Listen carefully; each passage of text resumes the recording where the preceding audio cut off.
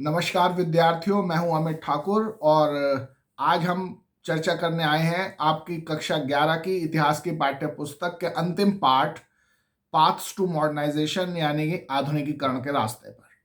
अब तक हमने इस पाठ में बहुत सारे पहलुओं पर चर्चा कर ली है और आज हम जिस पहलू पर चर्चा करेंगे वो है कि जब 1949 में 1949 में जब चीन में कम्युनिस्ट पार्टी की सरकार बन गई तो उसके बाद से क्या क्या परिवर्तन आए चीन की अर्थव्यवस्था में, चीन के समाज में, और किस तरह से चीन ने समय समय पे अपने जो अपना जो कार्यक्रम है, जो अपनी रणनीति है वो बदली।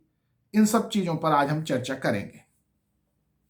तो जो कम्युनिस्ट पार्टी के चीन में सत्ता में आने के बाद चीन का जो इतिहास रहा है उसे हम 3 खंडों में बांटकर पढ़ेंगे। जो पहला खंड है वो है नए जनवाद की स्थापना यानी एस्टेब्लिशिंग न्यू डेमोक्रेसी। ये कालखंड कब से कब तक रहा?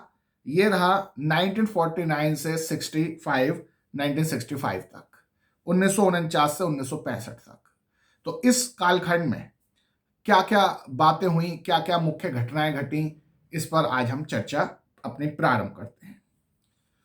पीपल्स रिपब्लिक ऑफ चाइना की सरकार 1949 में कायम हो गई। वो हम जानते हैं, हम पहले देख चुके हैं। यह नए लोकतंत्र के सिद्धांतों पर आधारित थी। तो यहां पर आपसे एग्जाम में, परीक्षा में पूछा जा सकता है कि भाई ये नया लोकतंत्र क्या है। तो नए लोकतंत्र को जानने से पहले हमें समझना पड़ेगा सर्वहारा की तानाशाही यानी डिक्टेटरशिप ऑफ प्रोलेटरिएट। और सर्वहारा क्या होता है, प्रोलेटरिएट क्या होता है, ये भी समझना पड़ेगा।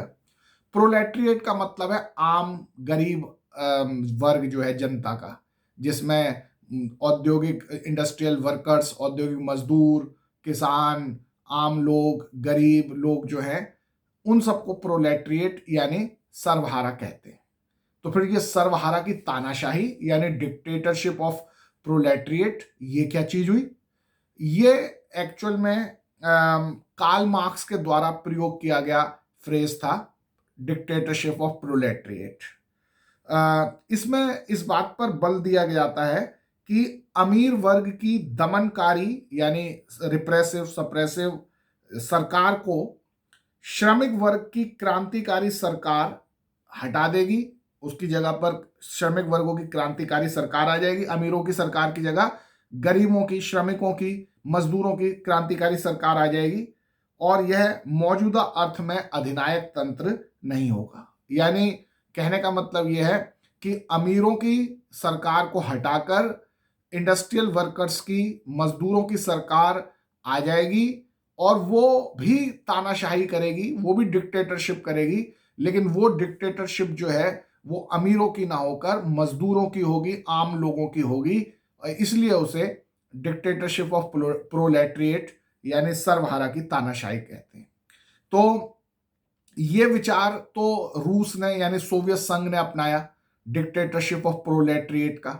लेकिन चीन ने यह विचार नहीं अपनाया। उसने डिक्टेटरशिप ऑफ प्रोलेटरिएट नहीं अपनाया, बल्कि उसने क्या अपनाया? उसने यानी चीन ने अपनाया न्यू डेमोक्रेसी, नया लोकतंत्र अपनाया। तो फिर ये नया लोकतंत्र क्या था और ये डिक्टेटरशिप ऑफ प्रोलेटरिएट से अलग कैसे था?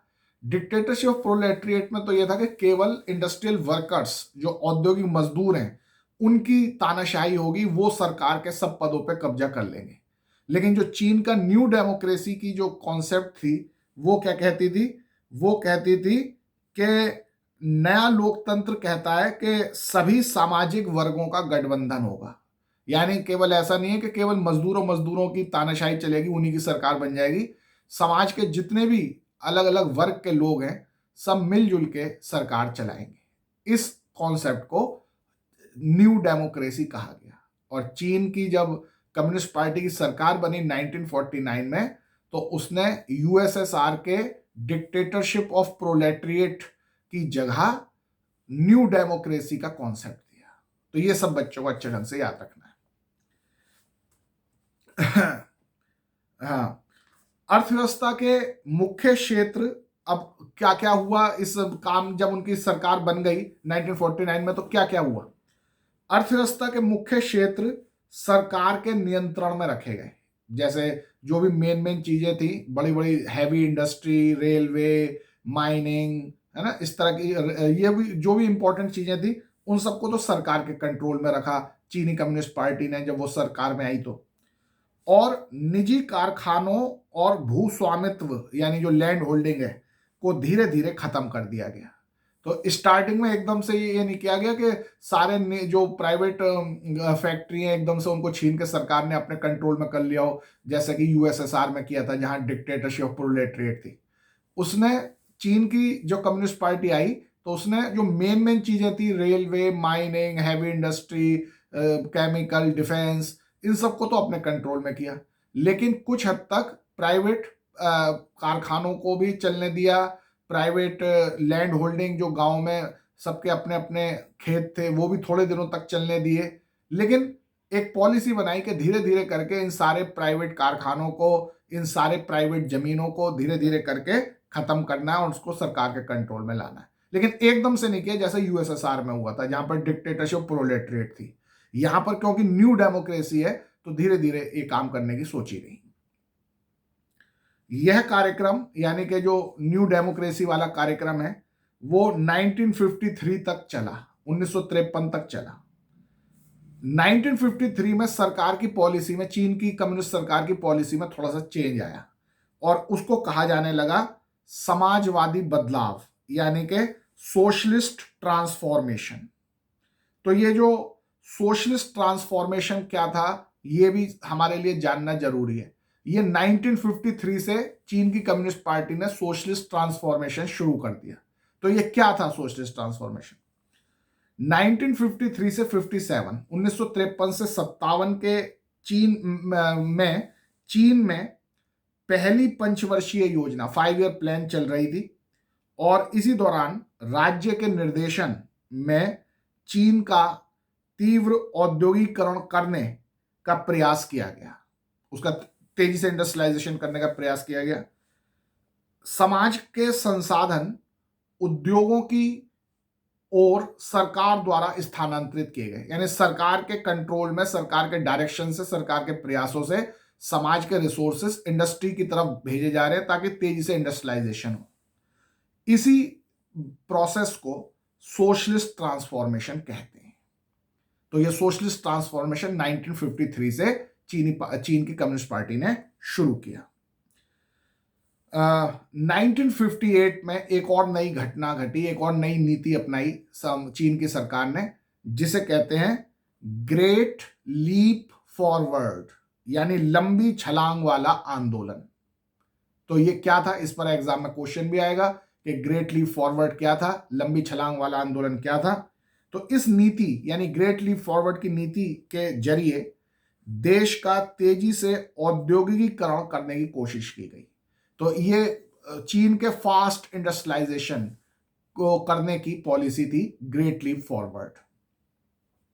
लोगों को अपने घर के बैकयार्ड में, अपने घर के पिछवाड़े में इस्पात यानी स्टील की भट्टियां, स्टील फर्नेस लगाने के लिए प्रोत्साहित किया गया। उसमें कहा कि हर घर में कोई ना कोई इंडस्ट्री जरूर बनाई जाएगी, खासकर स्टील की इंडस्ट्री। हर घर को अपने बैकयार्ड में, अपने घर के पीछे के आंगन में एक स्टील फर्नेस लगानी है। सब अपने अपने घरों में स्टील बनाएंगे या कोई ना कोई इंडस्ट्री का काम जरूर करेंगे। हर घर में इंडस्ट्री होगी। ये किसने कहा? ग्रेट लीप फॉरवर्ड की पॉलिसी के अंतर्गत चीन की सरकार ने लोगों को कहा, और ये काम करवाया भी उसने। तो ये तो शहरों में और गांव में ये काम किया गया। लेकिन गांव में एक काम और किया गया 1953 के बाद से सोशल ट्रांसफॉर्मेशन के जरिए। और क्या किया गया? और क्या किया? ग्रामीण इलाकों में पीपल्स कम्यून्स बनाए गए। पीपल्स कम्यून्स, लोगों के समूह बनाए गए। और इन पीपल कम्यून्स में क्या होता था? पीपल कम्यून्स में लोग इकट्ठे जमीन के मालिक बन जाते थे और मिलजुल कर फसल उगाते थे। तो ये सब पीपल कम्यून्स का जो प्रोजेक्ट था, ये भी 1953 से शुरू कर दिया गया। और फिर और सॉरी 1958 से शुरू कर दिया गया। और फिर 1958 तक हम देखते हैं कि 26,000 ऐसे समुदाय थे, ऐसे कम्यून्स थे जो कि कृषक आबादी का 98% थे। तो कहने का मतलब यह हुआ कि गांव, चीन के हर गांव में पूरी तरह से पब्लिक कम्यून्स, पीपल्स कम्यून्स बना दिए गए, और प्राइवेट जो लैंड होल्डिंग थी, जो पहले लोगों के अपने अलग अलग निजी खेत थे, उन निजी खेतों को समाप्त कर दिया गया और गांव भर के सारे खेतों को मिलाकर पीपल्स कम्यून बना दिए गए, और गांव के सारे लोग मिलकर खेती करते थे और उसका फसल आपस में बांट लेते थे। तो ये पीपल कम्यून्स की पॉलिसी हम देखते हैं कि ऐसे पूरे चीन भर में 26,000 ऐसे कम्यून बना दिए गए, और चीन में जितने भी किसान थे उनमें 98% इन कम्यून्स में शामिल हो गए। केवल 2% किसान थे ऐसे जो कम्यून्स में शामिल नहीं हो पाए, बाकी 98% लगभग सारे ही किसान पीपल्स कम्यून्स में शामिल हो गए और वो मिलजुल कर खेती करने लगे, ना कि अपनी अलग अलग खेती करते थे। तो ये सब परिवर्तन आ रहे हैं चीन में। अब जरा माओ के बारे में एक खास बात हम देखें कि माओ एक बहुत अच्छा लीडर था, मास लीडर था, जनता पे उसकी काफी पकड़ थी। तो माओ पार्टी द्वारा निर्धारित लक्ष्यों को पाने के लिए जन समुदाय को प्रेरित करने में सफल रहे। जनता उनकी बात मानती थी, वो अपने जो भी वो नीति अपनाना चाहते थे, लागू करवाना चाहते थे, जनता से लागू करवा लेते थे, जनता उनको फॉलो करती थी। माओ की जो मुख्य चिंता थी वो थी कि चीन के हर व्यक्ति को समाजवादी व्यक्ति यानी सोशलिस्ट मैन बना दिया जाए। तो ये सोशलिस्ट मैन कौन होता है, समाजवादी व्यक्ति कौन होता है?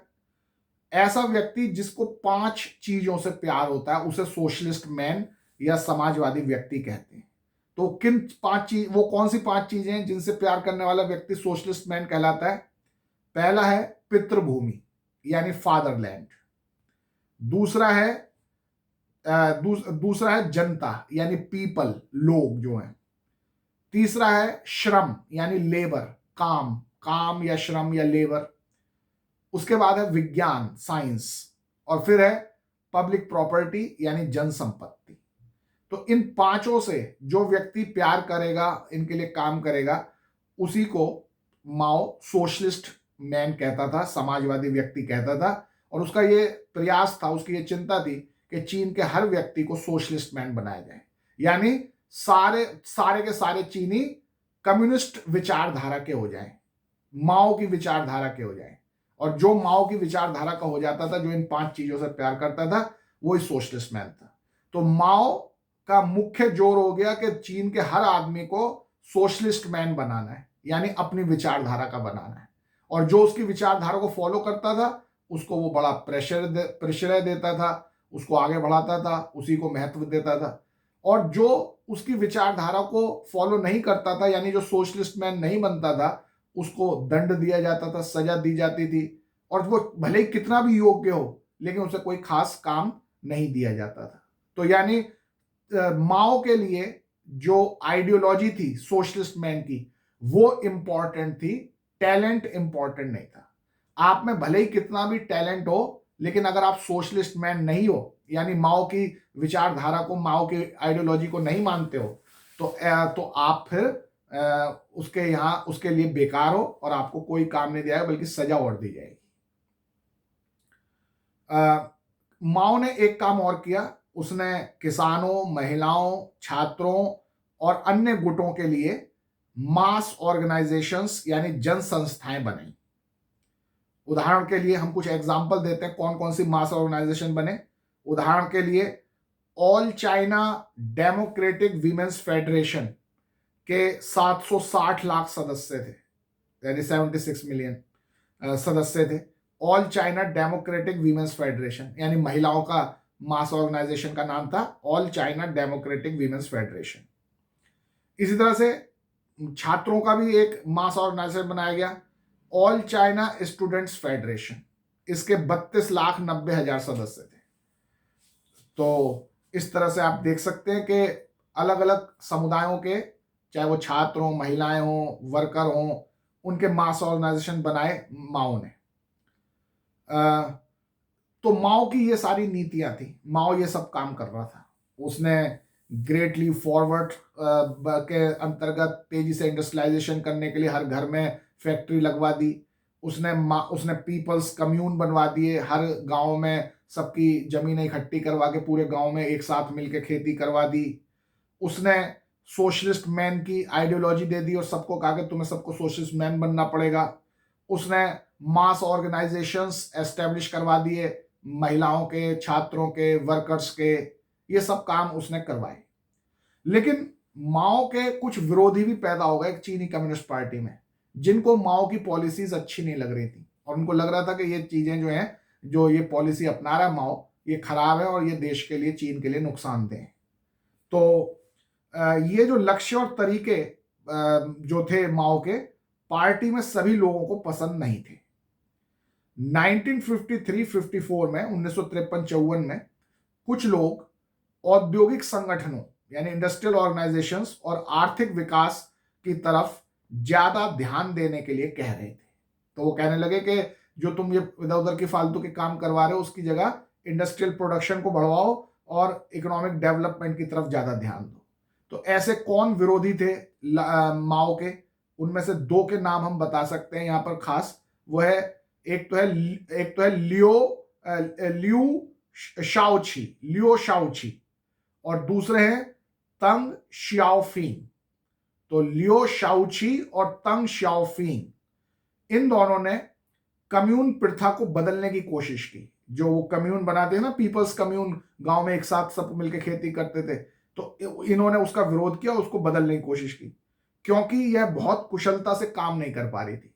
क्योंकि लोग सबको इकट्ठा मिला दोगे और सबको कहा भाई सब मिलके काम करो और जो भी प्रोडक्शन होगा वो सब मिलके सबको बराबर बटेगा। तो ऐसे तो जो कामचोर लोग हैं वो काम ही नहीं करते थे कि भाई जो भी प्रोडक्शन होगा अपने आप ही हमें बराबर मिल जाएगा, तो ज्यादा मेहनत क्यों करें। तो इससे ढंग से काम नहीं हो पा रहा था। तो इसका विरोध किया इसने, लियो शाओची और तंग श्याओफिंग ने। घरों के पिछवाड़े में बनाई गई स्टील औद्योगिक लिहाज से अनुपयोगी थी। और इसके जो दूसरा विरोध करने का कारण जो था लोगों का, माओ की नीतियों का, वो ये था कि माओ ने सबके घरों में स्टील फर्नेस लगवा दी कि सब स्टील बनाओ। तो घर घर में स्टील तो बन नहीं थी, लेकिन वो बेकार घटिया क्वालिटी की स्टील थी, उसका कुछ फायदा नहीं हो रहा था। तो इन कारणों से कि एक तो भाई तुम्हारा जो पीपल्स कम्यून है वो अच्छे ढंग से काम नहीं कर रहा, उसमें अच्छा प्रोडक्शन नहीं हो पा रहा। दूसरा, जो तुमने स्टील प्रोडक्शन करने की, इंडस्ट्री लगाने की जो ग्रेट लीप फॉरवर्ड की नीति अपनाई है, उससे स्टील हर घर में प्रोड्यूस तो हो रहा है लेकिन वो घटिया क्वालिटी का हो रहा है, तो उससे क्या फायदा। इन सब बातों पे बहुत से लोग माओ का विरोध भी करने लगे। तो ये सारी घटनाएं घटी 1949 से 65, जो हमारे डिस्कशन का पहला पीरियड है, पहला फेज है। अब हम उससे अगले पीरियड पर आते हैं, अगले फेज पर आते हैं, और वो है कॉन्फ्लिक्ट ऑफ फिलॉसफीज यानी कि दर्शनों के टकराव पर, जो कि है 1965 से 78 का जो दौर है।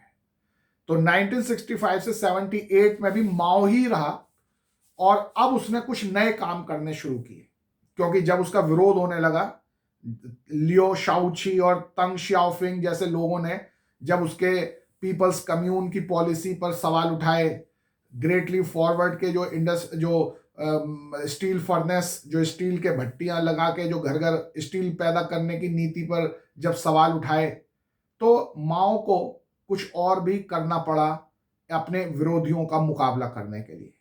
तो वो दौर था 1965 से 78 का। तो देखते हैं कि माओ ने यानी चीन ने क्या क्या किया इस दौरान, 1965 से 78 के दौरान।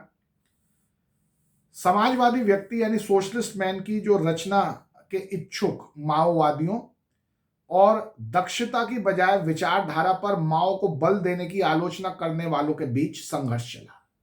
माओ कहता था सबको सोशलिस्ट मैन बनना है, यानी आइडियोलॉजी इंपॉर्टेंट है उसके लिए।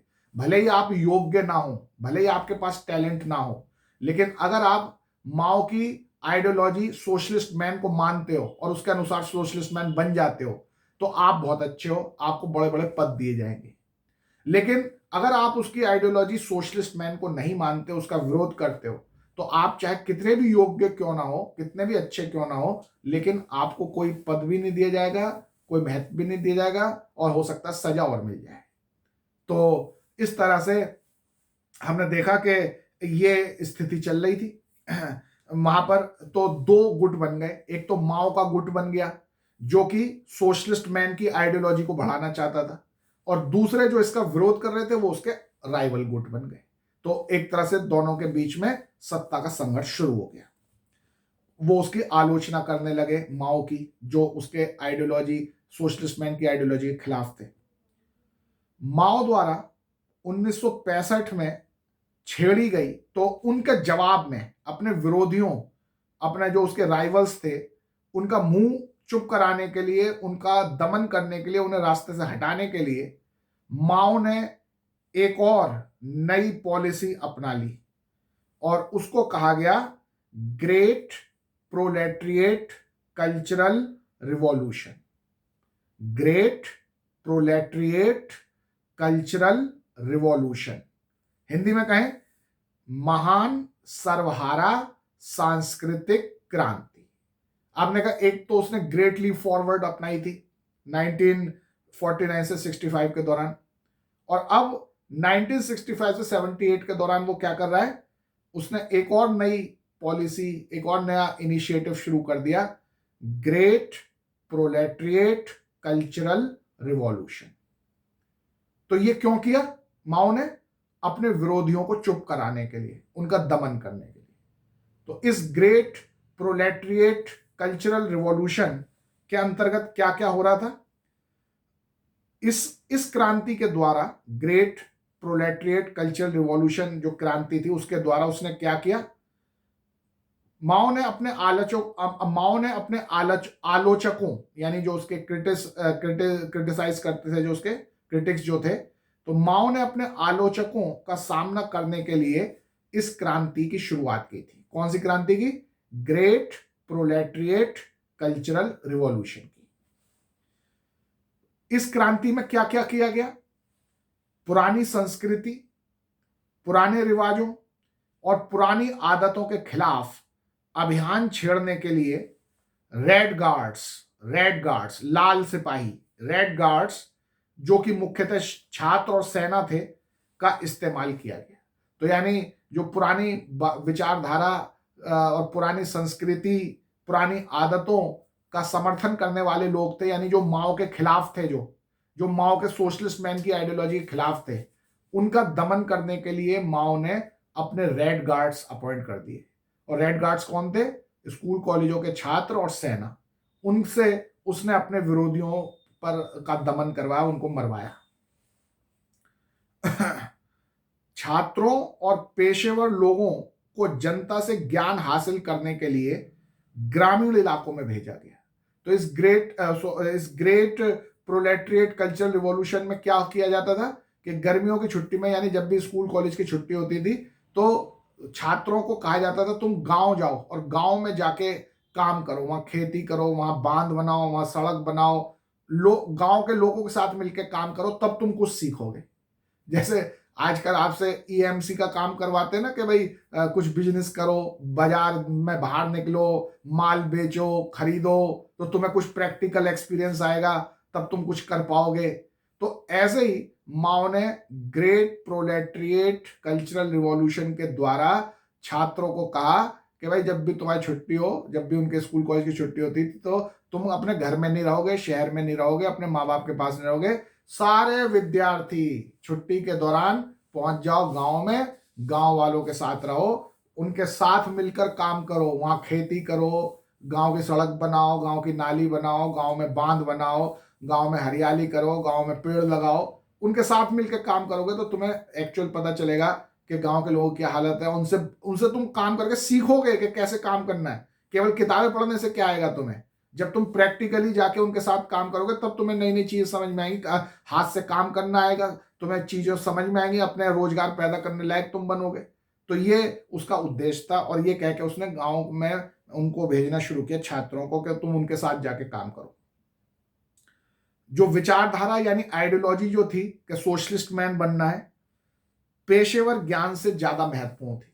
मैं वो बार बार बता ही रहा हूं, भले ही आपको कितनी भी प्रोफेशनल नॉलेज हो, लेकिन अगर आप सोशलिस्ट मैन नहीं हो तो माओ के लिए बेकार हो, आपको कोई काम नहीं मिलेगा।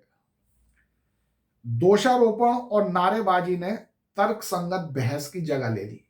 तो एक अच्छी समाज में तो भाई होता है लॉजिकल डिबेट होती है। अब मैं अपनी बात कहूँ, आप अपनी बात कहो, जिसकी बात ज्यादा लॉजिकल है उसकी बात मान ली जाए, ये एक अच्छे सोसाइटी में होती है। और एक खराब सोसाइटी में क्या होता है कि नहीं, लॉजिकल वॉजिकल कुछ नहीं सुनेंगे, नारेबाजी होगी, एक दूसरे पे आरोप लगाएंगे, मार पिटाई होगी। तो ये कल्चर बन गया चीन का।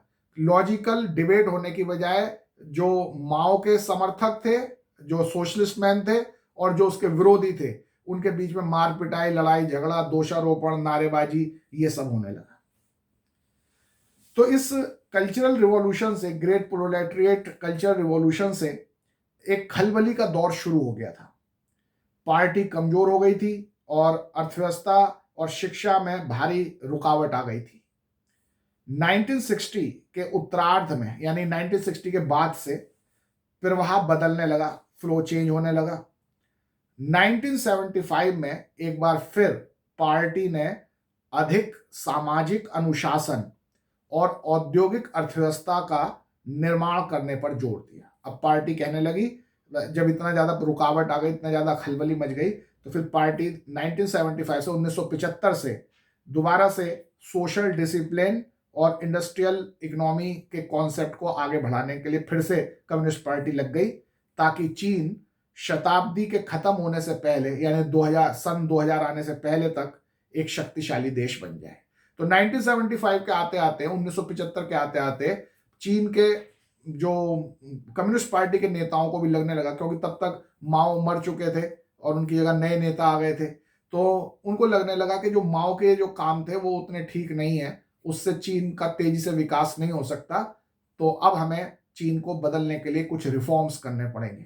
ये एहसास उन्हें 1975 1975 के आते आते मिल गया था, और इसीलिए फिर उन्होंने रिफॉर्म की शुरुआत की 1978 से, 1978 से। भारत, पाकिस्तान और चीन तीनों ने अपने अपने यहाँ इकोनॉमिक रिफॉर्म शुरू किए। भारत ने 1991 में 1991 से शुरू किए थे, और पाकिस्तान ने पाकिस्तान ने हमसे थोड़ा सा 1-2 साल पहले शुरू किए थे, और चीन ने सबसे पहले 1978 में शुरू किए थे।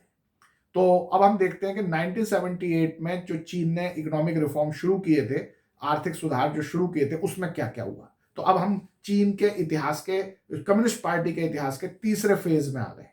पहला फेज था 1949 से 65 तक का, वो हमने देख लिया। उसमें ग्रेट लीप फॉरवर्ड जैसे काम हुए थे, सोशलिस्ट मैन बनाने के काम हुए थे, पीपल्स कम्यून बनाने के काम हुए थे।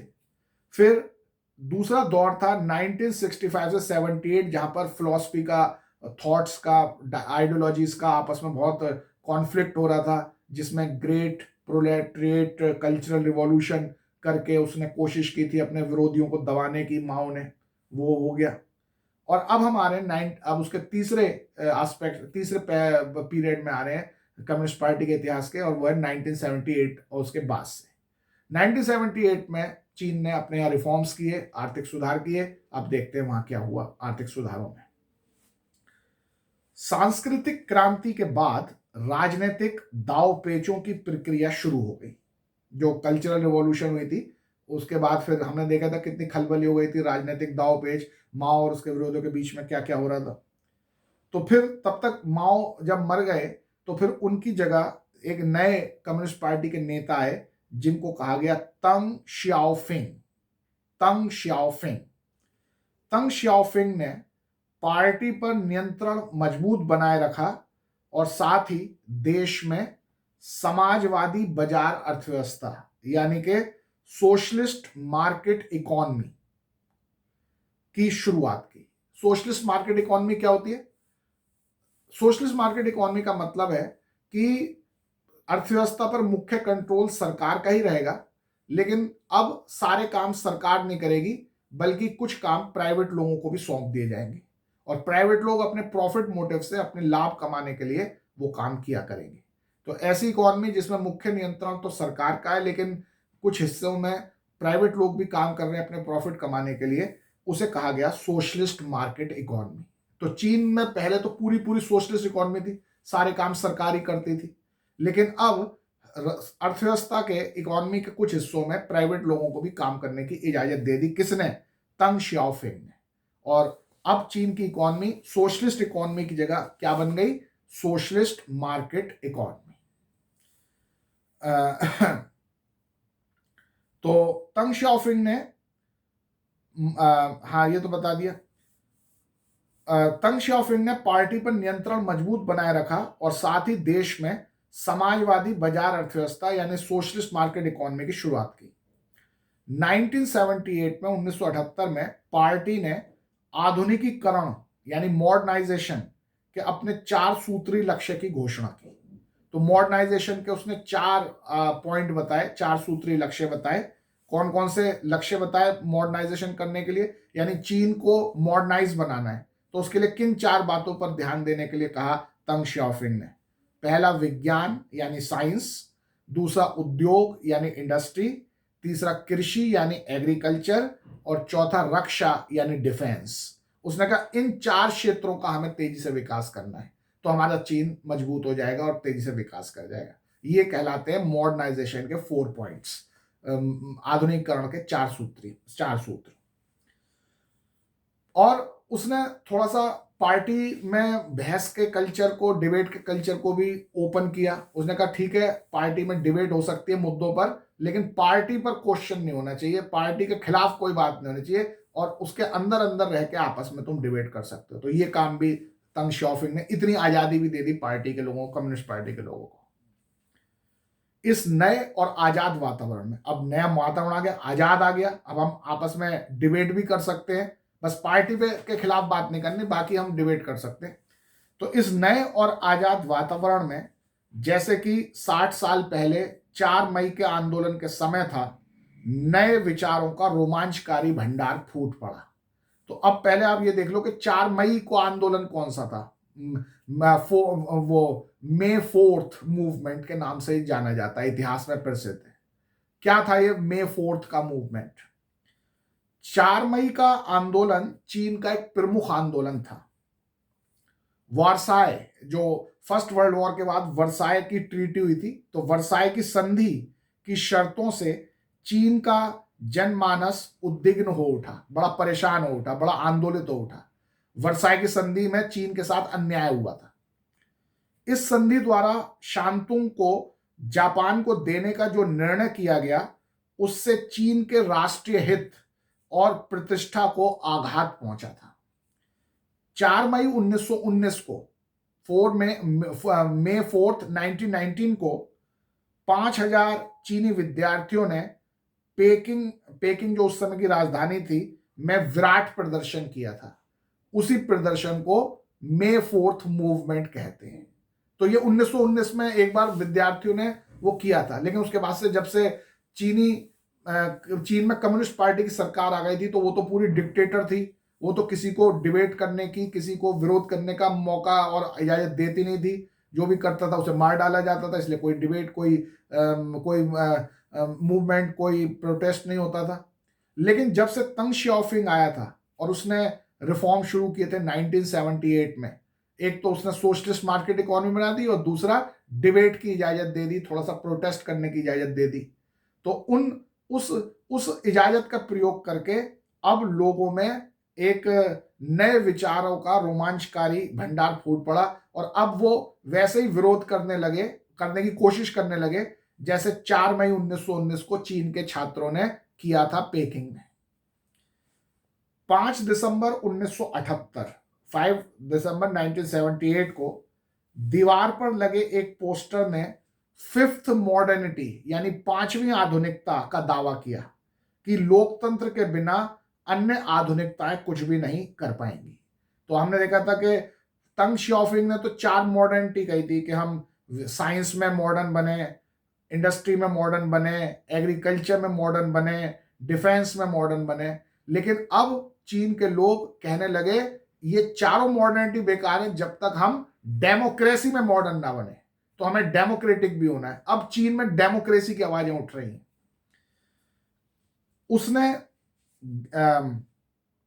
उसने गरीबी ना हटाने और लैंगिक शोषण यानी जेंडर एक्सप्लॉयटेशन खत्म ना कर पाने के लिए कम्युनिस्ट पार्टी ऑफ चाइना की आलोचना की। तो यानी अब लोग कम्युनिस्ट पार्टी चाइना की आलोचना करने लगे। किन बातों पर? कि एक तो अभी भी चीन के लोग गरीब हैं, जेंडर इनइक्वालिटी खत्म नहीं हुई है, महिलाओं का शोषण हो रहा है। इस आधार पर चीनी कम्युनिस्ट पार्टी की आलोचना भी होने लगी। तो अब डेमोक्रेसी का कुछ पुट आता जा रहा है चीन में, कुछ नया परिवर्तन देख रहे हैं हम चीन में। इसके लिए उसने पार्टी के अंदर से ही ऐसे दुर्व्यवहारों के उदाहरण पेश किए। उसने दिखाया कि पार्टी के अंदर कैसा दुर्व्यवहार हो रहा है, महिलाओं के साथ कैसा अन्याय हो रहा है। तो इसलिए पांचवी मॉडर्निटी लाना भी जरूरी है, यानी चीन में डेमोक्रेसी का लाना भी जरूरी है। इन मांगों को दबाया गया, लेकिन चीन की सरकार, तंग शाओपिंग की सरकार इतनी ज्यादा छूट नहीं देना चाहती थी चीन के लोगों को कि वो चीनी पार्टी पर ही सवाल, चीनी कम्युनिस्ट पार्टी पर ही सवाल उठाने लगे। तो इसलिए जो भी कोई डेमोक्रेसी की मांग करता था, चीन की कम्युनिस्ट पार्टी का कोई आलोचना करता था, तो ऐसे मांगों को दबाया गया। लेकिन 1989 में, ये सब बहुत बड़ी घटना है, सबको याद रखनी। लेकिन 1989 में 1989 में 4 मई के आंदोलन की 70वीं सालगिरह पर बहुत से बुद्धिजीवियों ने ज्यादा खुलेपन के और कड़े सिद्धांतों को खत्म करने की मांग की। तो जो कड़े सिद्धांत थे उन्हें चीनी भाषा में क्या कहते थे? शू शाओजी। शू शाओजी, कड़े सिद्धांत के, कोई बोलेगा नहीं, सब चुप रहेंगे, कम्युनिस्ट पार्टी की पूरी आज्ञा मानेंगे, ऐसे कड़े सिद्धांतों को शू शाओजी कहते थे। लेकिन 4 मई 1989 को चीन की राजधानी बीजिंग में चीन के बहुत सारे छात्र इकट्ठे हो गए थिएननमेन चौक पर। वहां पर एक प्रसिद्ध स्क्वायर है चीन की राजधानी बीजिंग में, थिएननमेन चौक, थिएननमेन स्क्वायर। वहां पर बहुत सारे विद्यार्थी, कॉलेज के छात्र इकट्ठे हो गए और वो क्या मांग करने लगे? ज्यादा खुलापन, यानी ज्यादा डेमोक्रेसी लाई जाए चीन में, और शू शाओजी यानी कि जो कड़े सिद्धांत हैं उनको रोका जाए। शू शाओजी यानी कड़े सिद्धांतों को मुक्त से लोगों को आजादी दी जाए, चीन के सरकार की बुराई करने की भी लोगों को इजाजत दी जाए, समाज में, चीन में ज्यादा डेमोक्रेसी लाई जाए। इस बात के लिए थिएननमेन स्क्वायर पर 4 मई 1989 को एक बहुत बड़ा आंदोलन छात्रों का हुआ। लेकिन चीन की कम्युनिस्ट सरकार ने उसे बहुत निर्दयता के साथ दबा दिया। छात्रों के ऊपर फौजियों ने टैंक चढ़ा दिए, टैंक के नीचे छात्र कुचल दिए गए, तोप चला दी गई उनके ऊपर। इतनी बुरी तरीके से उनका आंदोलन पूरी तरह से दबा दिया गया, और तब से लेकर अब तक चीन में कोई प्रोटेस्ट की आवाज कहीं से नहीं आती। तो चीन बहुत बड़ा डिक्टेटर है दुनिया। और जो थिएननमेन चौक पर जो इतनी हिंसा हुई छात्रों के साथ, और उनको बुरी तरह से मार पीट के उनको ऊपर टैंक चढ़ा दिए, गोली मार दी, तो इस तरह से उन्होंने दबाया था चीन के सरकार ने छात्रों के आंदोलन को, तो इस बात की पूरी दुनिया में बड़ी कड़ी आलोचना हुई, चीन की बहुत निंदा की सारे देशों ने। तो ये हमने यहां तक की बातें देखी 1978 के सुधारों के बाद क्या क्या हुआ। अब हाल फिलहाल की कुछ इंपॉर्टेंट ऑब्जर्वेशन हम चीन के बारे में देखते हैं। सुधार के बाद के समय में चीन के विकास के विषय पे दोबारा बहस शुरू हो गई है। अब चीन में कुछ दोबारा से नई थॉट्स क्रिएट हो रहे हैं। पार्टी द्वारा समर्थित प्रधान मत मजबूत राजनीतिक नियंत्रण, आर्थिक खुलेपन और विश्व बाजार से जुड़ाव पर आधारित है। जो चीन की कम्युनिस्ट पार्टी है उसका अब जो डोमिनेंट व्यू है, जो मुख्य विचार है कि हमारे देश को कैसे चलना चाहिए, तो उसने कहा 3 बातों पे चलना चाहिए हमारा देश। एक तो पॉलिटिकल कंट्रोल हमारा मजबूत होना चाहिए पूरे देश पर, यानी कोई हमारे खिलाफ बोले ना, डिक्टेटरशिप हम पूरी जारी रखेंगे। दूसरा, आर्थिक खुलापन, थोड़ा इकोनॉमिक ओपननेस लानी है, यानी कि प्राइवेट सेक्टर को काम करने का मौका देना है, और विश्व बाजार से जुड़ा ग्लोबलाइजेशन करना है, दुनिया के देशों के साथ अच्छा व्यापार करना है। तो ये 3 मुख्य मुद्दों पर चीन की सरकार चलती है। लेकिन जो इसके आलोचक भी हैं, चीन के क्रिटिक्स भी हैं, जो उसकी इस नीति की आलोचना करते हैं। आलोचकों का कहना है कि सामाजिक गुटों और क्षेत्रों, अलग अलग क्षेत्रों, पुरुषों और महिलाओं के बीच बढ़ती हुई असमानताओं से सामाजिक तनाव बढ़ रहा है, और बाजार पर जो भारी महत्व दिया जा रहा है उस पर सवाल खड़े हो रहे हैं। तो चीन में जो क्रिटिक्स हैं सरकार के, वो कह रहे हैं कि चीन में इनइक्वालिटी बढ़ रही है और जो मार्केट इकोनॉमी को यानी प्राइवेट सेक्टर को जो ज्यादा महत्व दिया जा रहा है, तो ये भी गलत है। इस बात पर लोग चीन की सरकार की आलोचना कर रहे हैं। और अगर हम आखिर में बात करें चीन की, तो वो ये कि पहले के पारंपरिक विचार पुनर्जीवित हो रहे हैं। चीन में अब एक नया ट्रेंड आ रहा है, तो जो पुराने विचार हैं उनको दोबारा से महत्व मिलने लगा है, लोग पुराने विचारों की तरफ लौटने लगे हैं। जैसे कि कैसे पुराने विचार, जैसे कि कन्फ्यूशियसवाद को दोबारा से चीन में प्रोमिनेंस मिलने लगी है, दोबारा से लोग उसको मानने लगे कन्फ्यूशियसवाद को। और लोग यह भी तर्क देने लगे हैं चीन में आजकल कि पश्चिम की नकल करने की बजाय चीन अपनी परंपरा पर चलते हुए एक आधुनिक समाज बन सकता है। तो यानी अब पुरानी बातें और अब चीन के पुराने कल्चर पर लौटने की भी बातें अब होने लगी हैं। तो यहां तक हमने चीन के इतिहास को पढ़ा और आप देख सकते हो एक फोटो भी दे रखा है 252 पेज पर कि 1978 के सुधारों के बाद चीनी लोग स्वच्छंद रूप से उपभोक्ता सामग्री खरीदने में समर्थ होने लगे। यानी इससे लोगों के लिविंग स्टैंडर्ड 1978 के बाद के जो सुधार हुए हैं चीन में, उससे लोगों के लिविंग स्टैंडर्ड में इंप्रूवमेंट हुआ है और वो कंज्यूमर ड्यूरेबल्स, कंज्यूमर चीजें खरीदने लगे। तो इसके साथ ही आपका चीन का इतिहास कंप्लीट हुआ। अब आपके दो इतिहास बचे हैं छोटे छोटे, एक है ताइवान का और एक है कोरिया का। तो उनके बारे में अगली क्लासों में चर्चा करेंगे। तब तक के लिए सभी को नमस्कार।